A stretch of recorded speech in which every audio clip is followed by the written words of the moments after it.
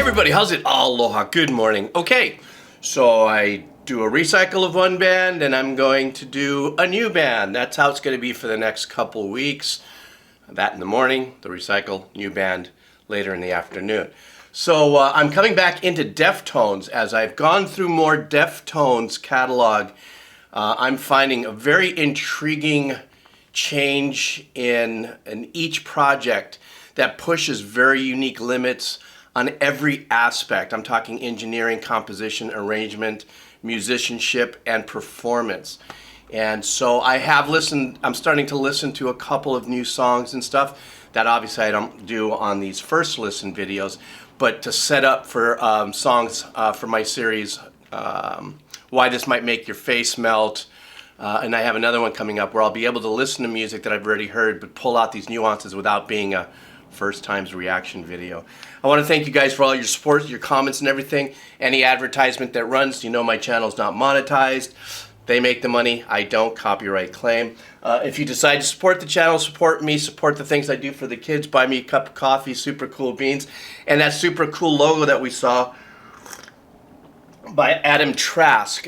His link is down there, and also a link for some of the merch. You know, everybody's got a little merch, and even that stuff goes, 100% of that stuff goes to the kids as well. Anyhow, here we go. Deftones, Change in the House of Flies. All right.